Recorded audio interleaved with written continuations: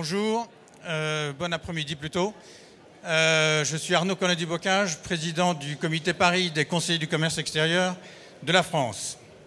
Les conseillers du commerce extérieur de la France qui organisent cette table ronde sont vous le savez sans doute, des femmes et des hommes d'entreprise qui sont nommés par décret pour conseiller les pouvoirs publics sur les sujets de l'international. Nous conseillons également les PME dans leur développement à l'international et nous avons choisi aujourd'hui de traiter du sujet de l'Allemagne. Pourquoi l'Allemagne? Parce que l'Allemagne est notre premier partenaire commercial avec lequel nous faisons 20% de nos échanges. Et les opportunités, malgré ce chiffre important, sont toujours très considérables pour les PME françaises. Mais l'Allemagne est un pays qui est considéré comme un pays difficile. Et sur ce pays, nous avons malheureusement des clichés souvent négatifs. Alors autour de Marie-Jeanne de Rouen, qui est présidente que je présente. Marie-Jeanne, si tu veux te lever pour qu'on t'applaudisse. C'est Marie-Jeanne qui a organisé cette table ronde. Elle est présidente de toutes les sections des conseillers du commerce extérieur en Allemagne. Et elle a réuni autour d'elle un panel d'experts qui vont vous parler de ce sujet. Et ce sont des experts de l'international, mais également de l'interculturel. Sans plus tarder, Marie-Jeanne, je te laisse la parole. Merci. Bon, j'ai tout ce qu'il faut là. Merci Arnaud. Mesdames et messieurs, bonjour. Guten Tag, meine Damen und Herren. Rassurez-vous, je ne vais pas continuer en allemand. La situation du commerce extérieur en France est préoccupante, nous le savons tous. Nous, les conseillers du commerce extérieur, vous invitons à nous recentrer sur notre premier partenaire européen. Beaucoup de choses ont été dites sur l'Allemagne. Nous allons essayer d'aborder ce thème récurrent qui est réussir en Allemagne en apportant l'éclairage des praticiens du terrain sur les trois questions suivantes. Pourquoi l'Allemagne doit être plus que jamais la première cible des PME? Quelles sont les clés de la réussite dans ce pays, selon nous, et que pouvons-nous attendre, que pouvons-nous apprendre de l'Allemagne? Tout cela en 1 heure, c'est un programme ambitieux. Sur ce plateau, nous avons réuni 7 experts qui vont répondre à vos questions. Ladies first, Madame Lise Joly, envoyée spéciale de Radio France à Berlin. Madame Pamela Stenzel, avocate, coach et formatrice interculturelle CCEF basée à Berlin.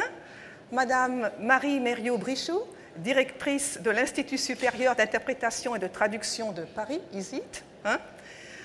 Maintenant, les messieurs, 3 chefs d'entreprise CCEF ayant l'expérience de l'Allemagne. Monsieur Patrice Baer, directeur général de Rosé Möbel GmbH, ligne Rosé pour les Français, basé en Baden-Württemberg.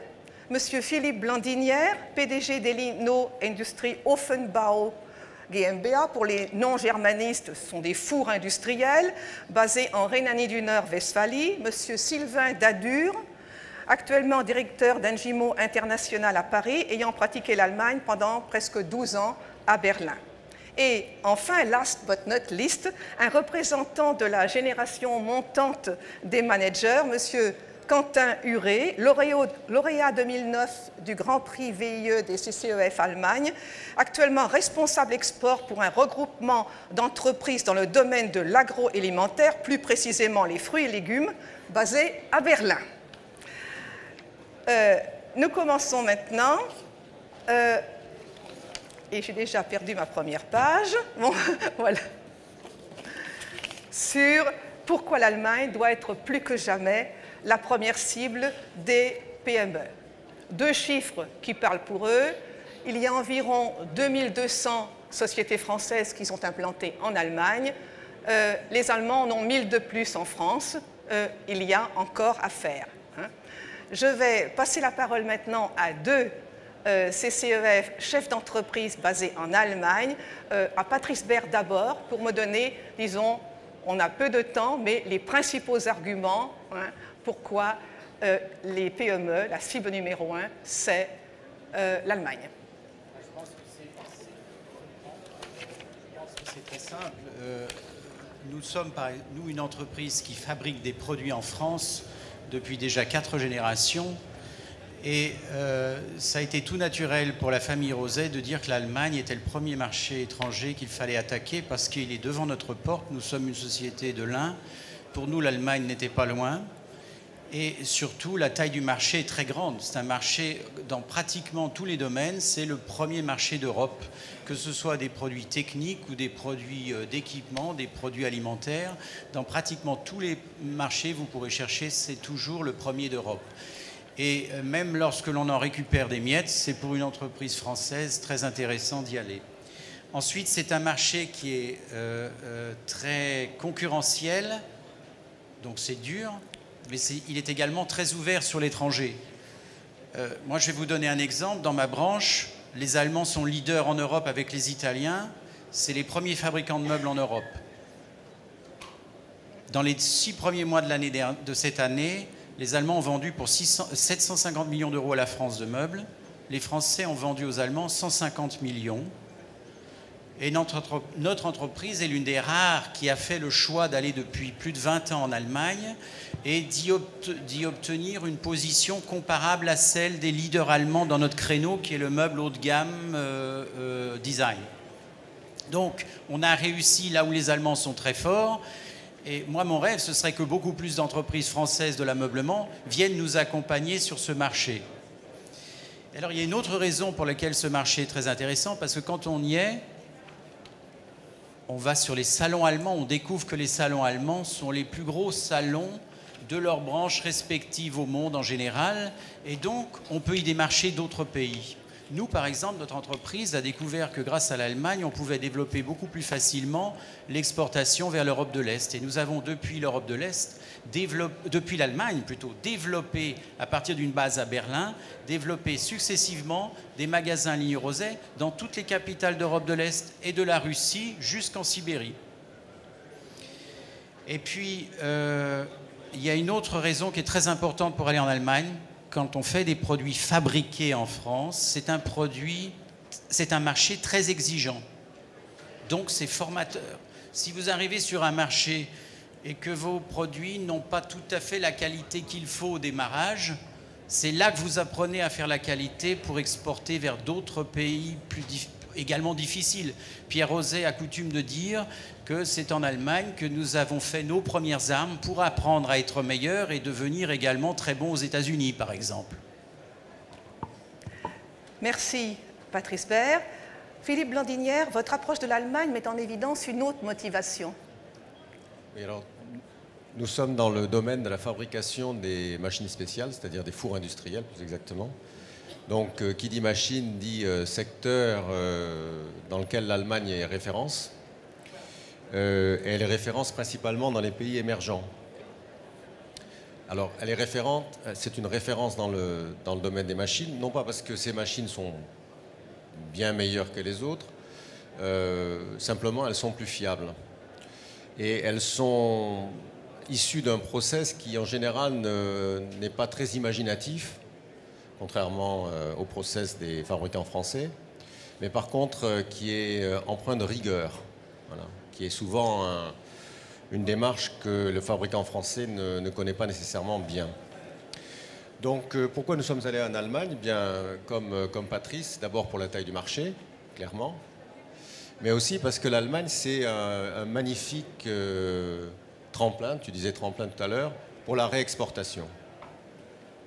Et quand vous êtes dans le métier de la machine et que vous avez un pays comme l'Allemagne qui est référence, l'idée, c'est de dire moi aussi, je suis allemand. Et finalement, mes machines, c'est des machines allemandes. Donc, alors on ne va pas jusqu'à mentir, hein, on ne raconte pas que les machines sont faites en Allemagne alors qu'elles sont faites ailleurs, mais l'ensemble de nos filiales dans les pays émergents, que ce soit en Inde ou en Chine, sont en fait affiliées à nos sociétés allemandes.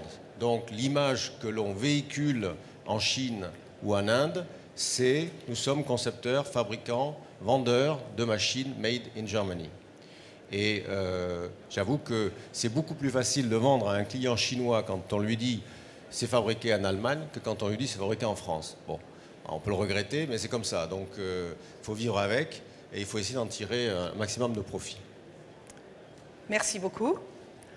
Donc l'Allemagne, finalement, c'est quand même un marché très abordable, exigeant, hein, mais qui vaut le coup d'être approfondi pour nous. Essayons de voir ces clés de la réussite. C'est ce qu'on vous avait promis lorsqu'on a annoncé ce colloque. Elles sont à 2 niveaux et elles s'adressent à 2 cibles. Hein. D'abord, sur le court terme, ce qu'on peut faire tout de suite, hein, c'est à l'adresse des PME ou à l'adresse de tous ceux qui s'occupent des PME. Et puis, à long terme, et là, c'est peut-être pas seulement à l'adresse des PME, mais aussi à l'adresse des décideurs, par exemple, décideurs de l'enseignement des langues, des médias. Hein. En fait, nous considérons que le terrain pour la réussite en Allemagne n'est pas assez préparé en France. Hein. Et beaucoup de nos chefs d'entreprise n'ont pas cette envie d'Allemagne qui pourrait tant favoriser leur réussite. On va partir sur le premier niveau, les conseils, des conseils très précis, très concrets à l'adresse des PME. Et je vais donner la parole, bien sûr, à nos 3 chefs d'entreprise. D'abord à Sylvain Dadur. Merci Marie-Jeanne. Si je dis que pour aller en Allemagne, il faut se préparer au marché et connaître les codes du business, je pourrais le dire pour n'importe quel pays vers lequel on cible l'export. Le problème avec l'Allemagne, c'est que la proximité tend à faire penser que les choses sont faciles, alors qu'il existe de vraies différences culturelles, en particulier dans le business, entre les Français et les Allemands. Le fait d'ignorer ces codes, d'ignorer ces différences, peut amener tout simplement à faire des erreurs qui ne vont pas permettre d'obtenir le marché, qui, si on a le marché, vont générer une difficulté de fonctionnement avec les partenaires allemands qui va être éprouvante et qui peut conduire également à des situations de conflits, de contentieux qui vont être mal gérées, qui vont être très pénalisantes pour l'entreprise. Alors, je n'ai pas la prétention dans le temps qui m'est imparti de vous donner tous les codes du business en Allemagne, pour la bonne et simple raison que je ne les connais peut-être même pas tous moi-même. Je voudrais juste attirer votre attention sur un point ou deux qui peut être important, qui ne sont pas toujours perçus en France. Le point principal que je vais évoquer, c'est la légitimité technique des Allemands. Elle est assez différemment partagée en France et en Allemagne. Il faut savoir qu'en Allemagne, la légitimité technique, c'est-à-dire les garants de l'état de l'art, des règles de l'art et de l'état de la technique sont essentiellement les universitaires et non pas les entreprises. Il faut avoir ça en tête.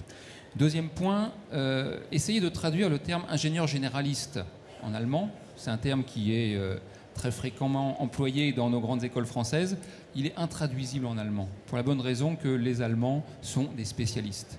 Ça se retrouve également dans leur structure d'entreprise, où vous avez le spécialiste du marketing, vous avez le spécialiste de l'informatique, vous avez le spécialiste de la production, et chacun n'interviendra dans l'entreprise ou dans des réunions extra-entreprises que dans le domaine où il est reconnu comme étant le spécialiste, où il est légitime, et si possible avec un backup universitaire derrière lui. Ça change tout dans la conduite des réunions. Chacun se concentre et ne parle que de son domaine. Lorsqu'il voit un Français qui a des idées sur tout, au mieux il va passer pour un 12 idéaliste et au mieux pour un imposteur dans les domaines qui ne sont pas ceux où il est légitime. C'est un point très important. Merci beaucoup. Philippe Blandinière. Oui. Moi, je pense que... On m'a demandé de parler de la taille et de la santé des entreprises pour réussir, mais en fait, taille et santé d'entreprise pour réussir à l'international, c'est vrai partout. Hein. Si vous êtes en quasi-faillite et que vous allez dans n'importe quel pays du monde, vous n'allez pas vous soigner, ça va précipiter votre chute. Donc bon, pour moi, ça c'est une évidence qu'il faut être en bonne santé. La taille. Alors la taille, elle est plutôt liée au fait qu'une action, là aussi à l'international, mais particulièrement en Allemagne, doit s'inscrire dans la durée. Elle doit s'inscrire dans la durée et dans la réponse apportée aux clients.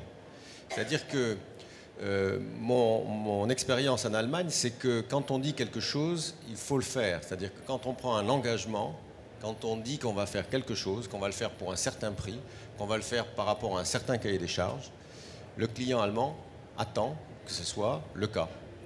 Et il n'attendra pas de l'à peu près, il attendra ce qui est au contrat, ce qui a été l'engagement du fournisseur. Et pour ça, l'entreprise qui va en Allemagne et qui n'est pas équipée d'une structure dédiée à ce marché, déjà en France, va à l'encontre d'un certain nombre de problèmes. Parce qu'il y aura forcément une frustration, des à peu près, des choses qui ne vont pas coller au cahier des charges. Et donc, oui, il faut une certaine taille parce qu'il faut pouvoir se payer une structure d'abord en France et puis ensuite, si on veut vraiment rendre pérenne son approche du marché allemand, il faut s'installer en Allemagne avec des managers locaux certainement, mais il faut s'installer en Allemagne. Merci. Patrice Bert. Je ne peux que confirmer ce que dit Philippe Blandinière. C'est sûr, je pense que compte tenu de la taille du marché, pour réussir en Allemagne, il faut vraiment s'implanter sur place. Le management peut être binational ou biculturel, mais je pense que l'équipe doit être allemande. Et c'est un pays merveilleux pour embaucher une équipe. Parce que si on veut constituer une équipe stable dans le temps, les Allemands n'ayant pas l'habitude d'avoir un turnover très élevé, il est très facile de se constituer une équipe fidèle et stable, même quand on est une entreprise pas très grande. Mon entreprise en Allemagne emploie directement 55 personnes et indirectement 200. J'ai pu constituer une équipe. Mes principaux cadres allemands ont tous à peu près 20 ans d'entreprise maintenant, bien qu'étant tous assez jeunes.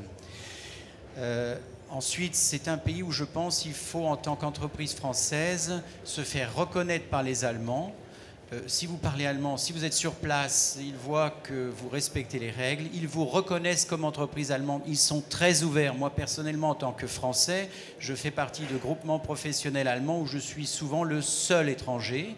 Et ça, je reconnais cet esprit d'ouverture à nos collègues allemands qui, à mon avis, peuvent aider toute entreprise française à mieux prendre pied sur place. Et puis... ouais, enfin, on peut simplement... Les Allemands sont tellement habitués à aller à l'étranger pour exporter leurs produits qu'ils reconnaissent lorsque les autres viennent chez eux pour réussir et lutter à armes égales avec eux. Merci beaucoup. Avant d'aborder le deuxième point qui parle justement de mesures plus à long terme, chacun à votre tour. Je peux l'ajouter, effectivement, c'est ce qu'a dit Philippe. En Allemagne, c'est sûr, il faut tout voir à long terme. Oui, bien sûr. Il faut construire petit à petit. Les coûts COUP à court terme n'apportent pas grand-chose en général. On ne fait pas un container sur l'Allemagne. On va d'abord sur un salon. Et la première année, on y récolte peut-être quelques coûts parce qu'on n'a pas les bons coloris, on n'a pas les bons produits. Moi, au début, quand j'étais en Allemagne, cette histoire fait souvent sourire les gens, mais nous, on voulait vendre des lits aux Allemands et nos matelas faisaient 198 et les Allemands disaient mais un matelas de 200, ça fait 200. Ça fait 200 par 160 parce que nous, on ne met pas des couvertures dans nos lits. Et on s'est aperçu que tous les pays d'Europe du Nord faisaient pareil, donc on a changé tous nos matelas, puis maintenant, Roset, dans le monde entier, vend des matelas de 200. Grâce à Pierre Roset qui a l'esprit ouvert aussi, il faut le dire.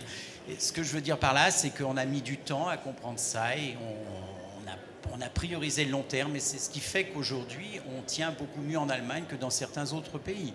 C'était le mot de la fin, Patrice. Je vais redonner la parole à ces deux messieurs. S'il y a encore une dernière recommandation, quelque chose que vous n'avez pas dit, ou bien quelque chose qui résume ce que vous avez dit en une demi-minute. Je pense que c'est très très général. Quand on va à l'étranger, et en particulier en Allemagne, et encore une fois, d'autant plus en Allemagne qu'on a l'impression que c'est très semblable, le droit est romain comme le nôtre, les habitudes semblent les mêmes, mais il faut être humble, on n'est pas chez soi, il faut être humble et à l'écoute, et là on va découvrir très vite les codes. Mais si on fait chez soi, si on fait en Allemagne comme on fait chez soi, en se disant qu'il n'y a pas de raison que ça ne marche pas, on va au-devant de très grandes désillusions. Merci. Philippe? Non? Non. Bon, ben c'est très bien. C'était tout à fait complet. Bon, maintenant parlons des facteurs de réussite sur le long terme. Dont nous n'aimons pas trop parler d'habitude parce qu'ils nous renvoient quelque part à des problèmes bien français avec l'apprentissage des langues, des cultures étrangères et cette affirmation qu'on entend très souvent, mais pourquoi c'est pas comme chez nous? Ben non, c'est pas comme ça. Bon, il y a beaucoup à dire et tant qu'il y aura trop peu de gens en entreprise qui parlent allemand, qui connaissent les pratiques entrepreneuriales de ce pays, ainsi que l'Allemagne contemporaine, nous garderons un handicap. Je dirais oui à une mise à jour urgente de nos connaissances sur l'Allemagne de 2011 et je passe la parole à Lise Joly qui se promène entre les deux pays et qui a certainement des réflexions tout à fait pertinentes à nous faire. Oui, c'est vrai qu'on peut dire que je me promène entre les deux pays puisque c'est la troisième fois moi, que je travaille en Allemagne. Bon, je l'ai fait étudiante, puis pendant 7 ans comme journaliste et je suis revenue comme journaliste depuis 1 an. C'est pas comme chez nous, l'Allemagne. Vous dites, ça peut être comme chez nous. Ça peut sembler comme chez nous. Ça ressemble, mais attention, c'est pas tout à fait C'est pas comme pareil. chez nous. Petite première différence, hein, c'est simple, c'est un pays de culture protestante. Il y a autant de catholiques que de protestants en Allemagne, mais c'est un pays de culture protestante, de responsabilité. La culture de la responsabilité, c'est une chose qu'on n'a pas en France. On fonctionne différemment. C'est pas, on fonctionne complètement différemment. Et ça, c'est une première différence. Ensuite, l'image... Je viens de lire, moi, hier, je crois, un article du Monde qui s'intitulait « L'Allemagne fascine les Français ». C'est vrai qu'avec toutes les déclarations de nos ministres sur la retraite, les impôts, les rapprochements des systèmes des deux côtés du Rhin, on peut penser qu'effectivement, il y a en ce moment en France une certaine fascination pour l'Allemagne. Sauf qu'on ne sait pas très bien ce qui nous fascine et qu'on ne connaît pas exactement ce dont on parle. Et cette fascination, elle est souvent sur le plan économique, avec les bons résultats de l'Allemagne, avec ses 150 milliards d'excédents commerciaux, avec son 7% de chômage, avec son 3% de croissance, on en rêve. Mais ça énerve aussi beaucoup les Français.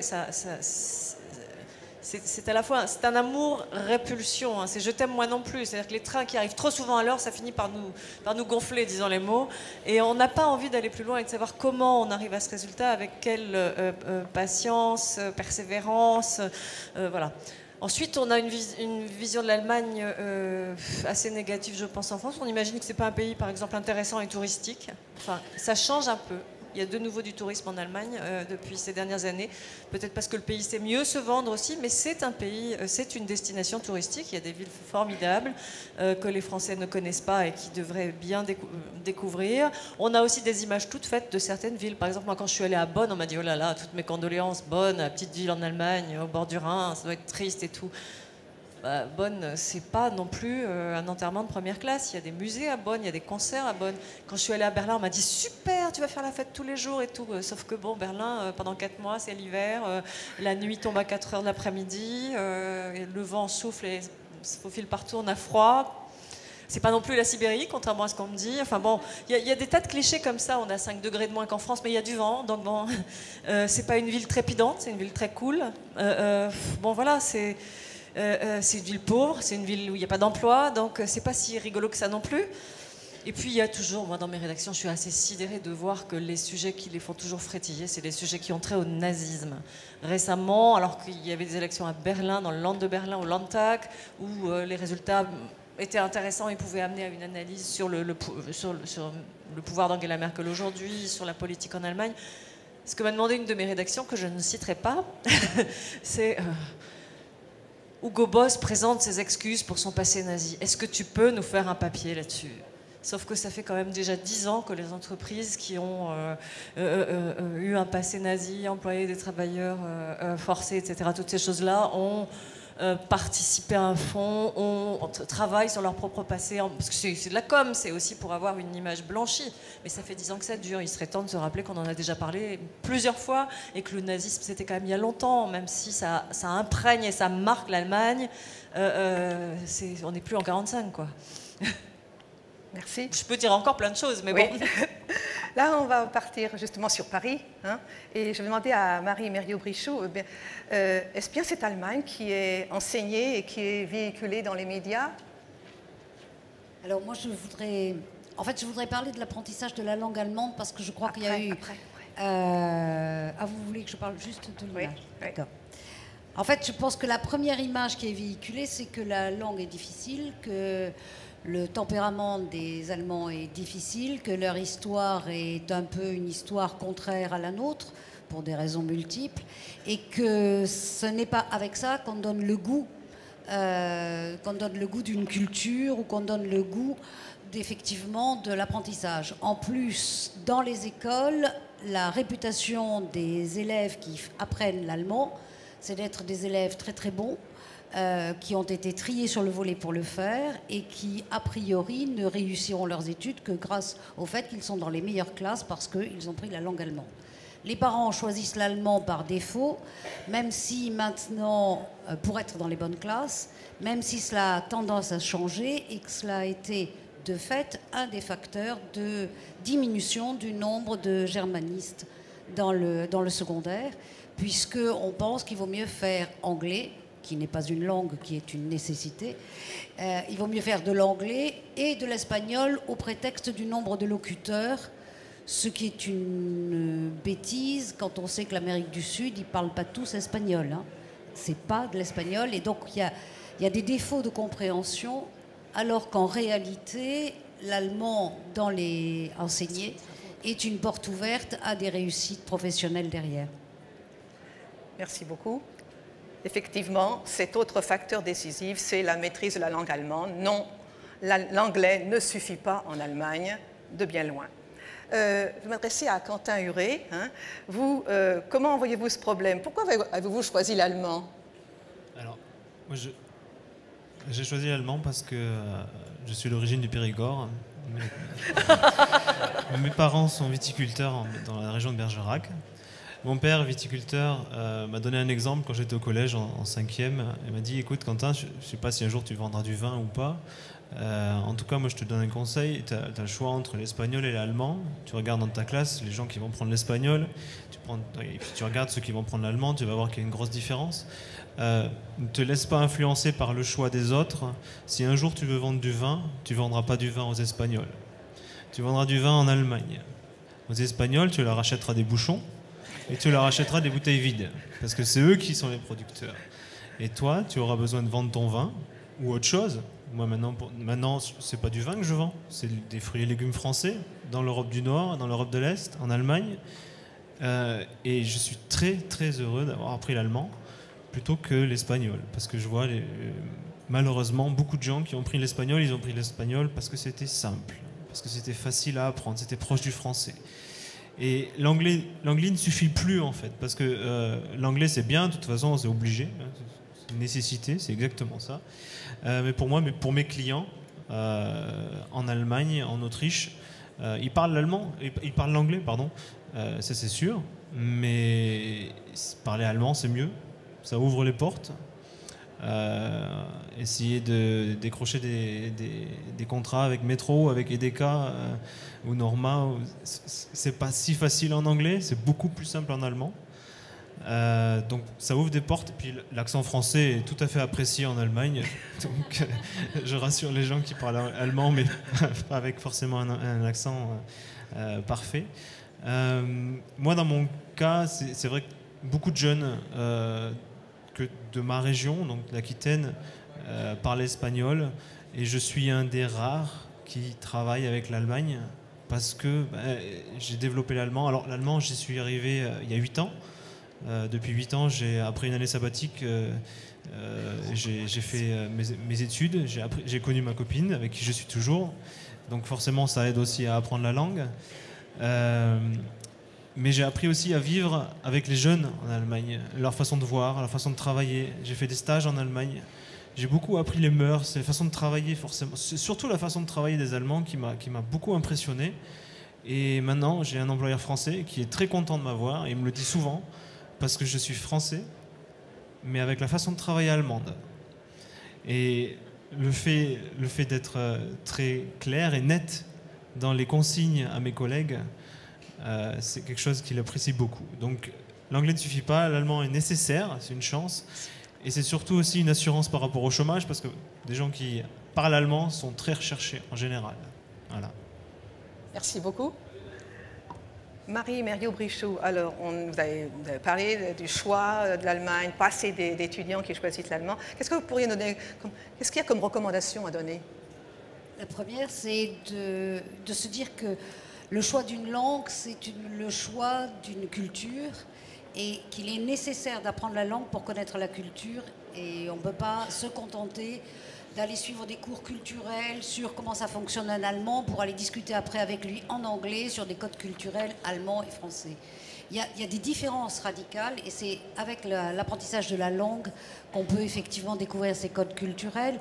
Je voudrais dire une chose qu'on n'a pas dite, mais les Allemands ont aussi, par rapport à nous, des résistances assez fortes. C'est-à-dire qu'ils imaginent assez vite que les Français ne savent pas très bien faire un certain nombre de trucs, même si on sait le faire, et qu'ils sont parfois surpris. Donc il faut aussi avoir le souci de leur expliciter nos modes de fonctionnement pour qu'ils puissent comprendre des différences qui sont réelles, qui sont nos codes à nous, et qu'ils ont besoin de savoir. En fait, je crois qu'il faut apprendre l'anglais et l'allemand en même temps, que c'est plus facile de cette façon-là, et que rajouter une troisième langue, si on veut faire de l'espagnol, c'est toujours possible plus tard, et que c'est les deux premières qui sont les plus difficiles à apprendre. Enfin, je voulais peut-être dire que dans l'enseignement de l'allemand, il y a peut-être du travail pédagogique à faire auprès d'un certain nombre d'enseignants. Enfin, ce n'est pas totalement mon travail, mais on se rend compte qu'il y a des renforcements, des caricatures de la langue allemande et de sa culture dans les façons mêmes dans lesquelles c'est enseigné. Donc l'immersion, envoyer au maximum ses enfants ou les jeunes en Allemagne pour en découvrir la culture et en découvrir les codes, c'est quand même la solution majeure. Merci. Parlons de l'immersion, justement. Je crois que Pamela Stensel a des exemples à nous donner. Je ne peux que souligner ça. Et ce n'est pas seulement pour améliorer la langue, c'est aussi en fait motiver l'étudiant ou en fait les jeunes pour l'apprentissage de la culture. Et ce que peu de personnes sachent, c'est l'Office franco-allemand de la jeunesse propose également pour les jeunes professionnels de nombreuses opportunités de stage, de séjour. Et toutefois, ce n'est pas suffisamment exploité par les jeunes, mais aussi par les universités et les écoles. Et un séjour en Allemagne permet aussi de surmonter les a priori. On a déjà en parlé. Donc l'Allemagne, ce n'est pas seulement la Bavière et la fête de bière, c'est aussi Weimar, c'est la côte baltique. Et c'est un aspect qui est souvent sous-estimé, c'est en fait la réunification.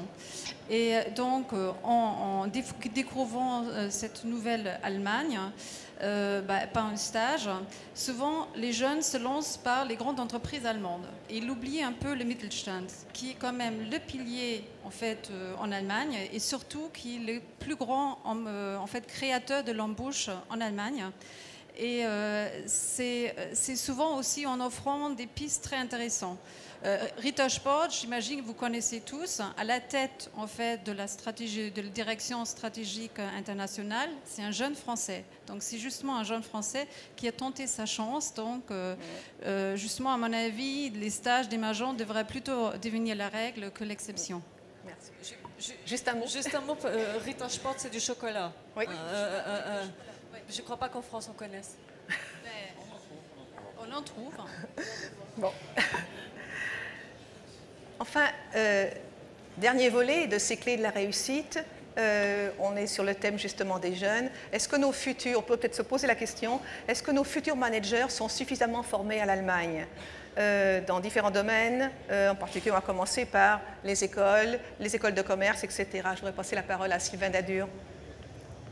Oui, comme on l'a vu, donc le mode de fonctionnement des entreprises allemandes est assez différent de celui qu'on peut connaître en France. Et je n'ai pas l'impression que dans nos écoles de commerce et de management, on enseigne beaucoup et on prépare beaucoup nos étudiants à connaître ces modèles.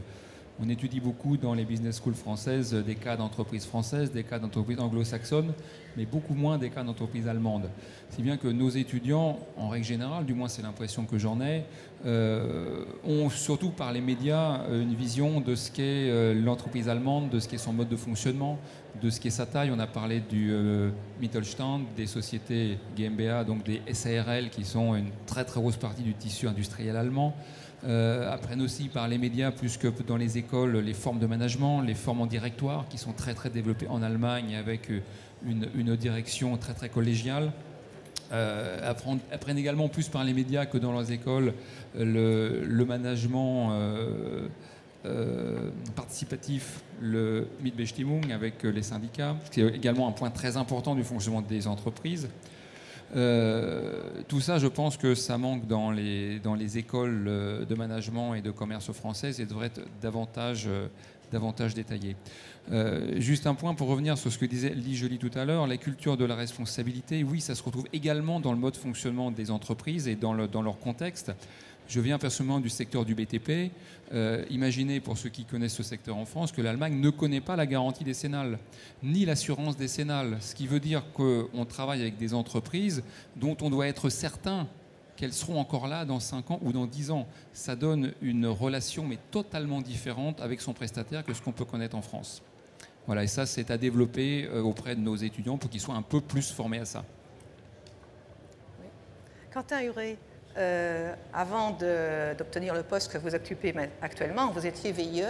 Est-ce que vous pouvez nous parler de l'apport de ce programme VIE, ce que ça représente pour vous? Alors je dois dire que le VIE, ça m'a beaucoup aidé parce que on lance un petit peu un jeune étudiant qui sort d'une école de commerce, un petit peu dans l'eau froide, part en Allemagne, découvre le marché et vend-nous des légumes. C'est pas si simple que ça. C'est une approche du marché qui est toute neuve parce que moi j'ai commencé de zéro par exemple. Il a fallu tout développer, il fallait travailler sur l'organisation de l'entreprise. On vend des légumes, donc il faut voir par rapport aux emballages, par rapport au transport, par rapport aux façons de travailler, au niveau des livraisons, au niveau des réclamations, au niveau de la facturation, qui n'est pas du tout la même qu'en France. En France, on paye à 30 jours, en Allemagne, c'est à 45 pour moi, ou 50 jours des fois. Donc c'est beaucoup de points qu'il faut prendre en compte quand on est VIE et qu'on ne connaît pas du tout, parce que moi, les fruits et légumes, j'étais en école de commerce, je ne connaissais pas du tout, quoi. Étudiant qui s'intéresse aux rayons fruits et légumes en tant qu'étudiant, je ne connais pas, moi. Donc il fallait apprendre tout. Moi, ce que ça m'a apporté, c'est une prise de responsabilité par rapport à mes collègues en France. Une approche de l'organisation du travail. Donc l'Allemagne, les Allemands travaillent un petit peu différemment que les Français.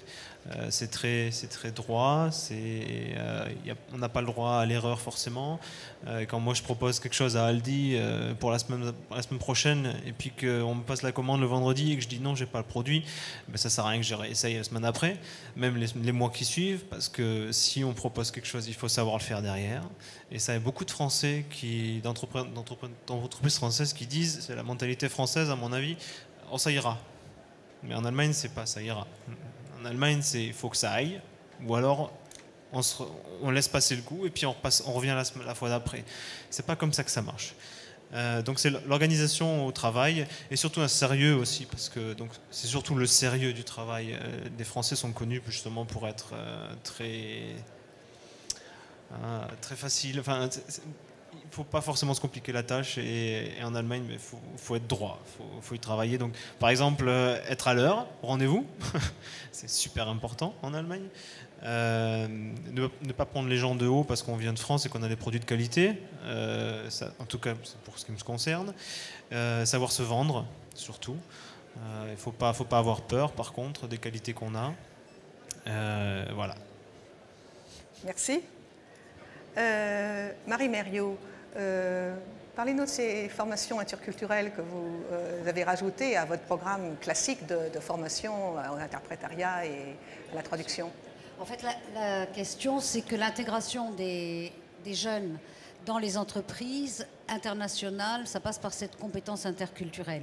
Je crois qu'aujourd'hui, ce dont les entreprises ont besoin, c'est non seulement quelqu'un qui parle anglais ou allemand ou espagnol, mais surtout, par exemple, en ce qui concerne l'Allemagne, mais qui ait la capacité de décrypter à l'intérieur des codes culturels des relations, ce qui fait la spécificité d'un pays, ce qui est de l'ordre de la valeur, par exemple, parce qu'on peut dire tout ce qu'on veut des différences entre la France et l'Allemagne. Ce qui est fondamental, c'est qu'un jeune doit savoir, quand il travaille dans une entreprise comme ça, qu'est-ce qui est de l'ordre de la valeur incontournable dans le pays dans lequel il se trouve.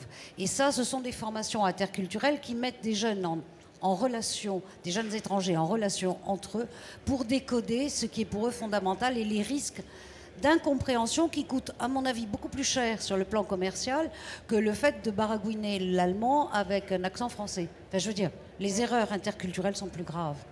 Voilà. Merci beaucoup. Je ne voudrais pas terminer justement toute cette série de clés de réussite sans vous faire parler de l'Université franco-allemande. Et je passe la parole pour ça à Pamela Stenzel. Donc j'essaye de vous expliquer un peu de quoi il s'agit. L'UFA, donc, c'est un réseau de l'université de 180 écoles et universités en France et l'Allemagne et des pays tiers qui promeut des cursus dits intégrés. Ça veut dire que les étudiants passent environ à parité leurs études dans les deux pays et il sort avec 2 diplômes nationaux, par exemple HEC et l'Université de Berlin. Quel est l'atout en fait de ces études? Et là, je laisse parler en fait une étudiante allemande. Elle m'a dit: je me sens privilégiée parce que je profite de 2 systèmes d'éducation très complémentaires. La France forme des généralistes. Le système est plutôt marqué par une forte concurrence et on apprend à structurer des situations complexes et de faire la synthèse. En Allemagne, le but est, on avait entendu de ça, le but est de devenir spécialiste en sa matière et travaille beaucoup en équipe. Donc, en fait, et pourquoi cette approche différente? Les 2 systèmes forment pour leur pays. Donc, en France, on trouve plutôt des systèmes hiérarchiques assez développés, avec à la tête un PDG qui prend seul la décision. Donc, il faut plutôt un généraliste. En Allemagne, c'est donc une gestion en équipe. Et donc, c'est beaucoup plus, en fait, une gestion, justement, il faut savoir de travailler en équipe. Et grâce à ces études en France et en Allemagne, les étudiants l'UFA font connaissance de 2 approches et apprennent d'agir avec succès dans les 2 systèmes. Et petit point supplémentaire, en général, ils sortent trilingues. Donc ainsi, ils s'intègrent bien évidemment parfaitement dans les 2 marchés d'emploi, en France et en Allemagne. Et surtout, ils ont un atout très cher pour l'international. C'est la capacité de changer la perspective sur les choses et aussi appliquer des différentes approches et styles de gestion en fonction en fait de la situation à gérer. Et 70% justement on trouve dans les 3 mois en embauche et pas seulement en Allemagne et en France, mais aussi à l'international, donc des pays tiers. Merci beaucoup. Abordons enfin le dernier thème de notre débat. Que pouvons-nous apprendre de notre voisin d'outre-Rhin? Certaines choses certainement importantes. Je vais passer la parole à Lise Joly. Qu'est-ce qu'on peut apprendre de notre voisin d'outre-Rhin? Beaucoup de choses, parce que les pays vivent dans le même contexte politique et économique et actuel, enfin avec les mêmes problèmes et des objectifs souvent identiques à obtenir, mais le mode de fonctionnement est complètement différent. Ça commence déjà par, on parlait tout à l'heure de la culture, nous sommes dans un pays de culture catholique en France, et l'Allemagne dans un pays imprégné par la culture protestante, ça c'est une chose, mais l'organisation politique, le fédéralisme, c'est une chose que les Français ont beaucoup de mal à comprendre. 16 Länder, chacun leur constitution, avec des compétences particulières sur l'école, sur l'économie, sur la police, etc. Un Bund, une fédération qui a d'autres compétences et qui... c'est assez difficile pour nous Français de comprendre que finalement chacun des Länder peut être l'équivalent de l'autre, que la capitale Berlin n'est pas au-dessus des autres villes, de Hambourg ou de Munich. À Berlin d'ailleurs, il y a beaucoup moins d'activités économiques qu'à Hambourg et à Munich. Qu'est-ce qu'il y a d'autre? Le régime politique, on est un peu dans une monarchie présidentielle ici, on peut le dire, et en Allemagne on est quand même dans un régime parlementaire avec une chancelière issue du vote du Bundestag, de l'élection des députés. Qui ne peut pas faire ce qu'elle veut. Moi, quand on me dit, par exemple, qu'est-ce que va faire Merkel face à la Grèce? Mais Merkel, toute seule, elle ne fait rien. Elle en parle à ses députés et il y a un vote et un débat. Un débat et un vote, plutôt. Par exemple, le système de fonctionnement politique est très différent. Beaucoup de concepts aussi. Le mot concept ne veut pas dire la même chose en allemand et en français. Un concept en France, c'est une vague idée d'un truc qu'on va peut-être un jour réaliser. Et en Allemagne, un concept, c'est une idée qu'on met sur le papier en détail, dans les moindres détails, et qui est complètement achevée. Donc on est souvent à front inversé. Et il y a beaucoup de... Ce qu'on peut apprendre de l'Allemagne, c'est une manière de penser différente, voilà, qui ouvre l'esprit. Voilà. Merci beaucoup. Pamela, oui, 2 minutes. Un dernier mot sur le cluster, un peu. On parle beaucoup des pôles de compétitivité, etc. Et selon mon impression, en France, c'est beaucoup plus une volonté politique. Et j'ai l'impression, donc, en Allemagne, c'est plutôt, je dirais, bottom-up. Donc, on travaille vraiment en réseau. Et là, le LEN joue encore un rôle très important. Je vous parle d'un exemple, un autre CCE qui est implanté à Dresde et qui travaille dans les OLED. Donc, il travaille étroitement avec l'université. Et il a vraiment un accès privilégié aussi avec le gouvernement de Saxe. Il a eu des subventions pour démarrer. C'est vraiment un dialogue important et ça aussi c'est quelque chose d'important à savoir pour les entreprises qui s'intéressent. N'oubliez pas en fait les entreprises, les lenders, mais aussi le travail avec les centres de recherche comme le Fraunhofer, etc. Souvent en fait, par exemple, j'ai récemment parlé à quelqu'un qui travaille à Berlin, 70% de son institut est financé par les entreprises, seulement 30% le font public et ils font de très bon travail. Merci beaucoup. Je rajouterai peut-être une dernière chose, la valorisation de l'entrepreneur en Allemagne. Ça, c'est très important. Je crois que c'est un des grands secrets du Mittelstand. Être entrepreneur en Allemagne, c'est vraiment une lettre de noblesse, peut-être un peu plus qu'en France. Je crois que ça, on pourrait s'en inspirer. Nous arrivons à nos conclusions. Et de tout ce que nous avons dit, je pense que nous avons tiré 8 conclusions principales que je vais demander, à chacun d'entre nous d'énoncer. Et donc, pour commencer par Marie Mériot.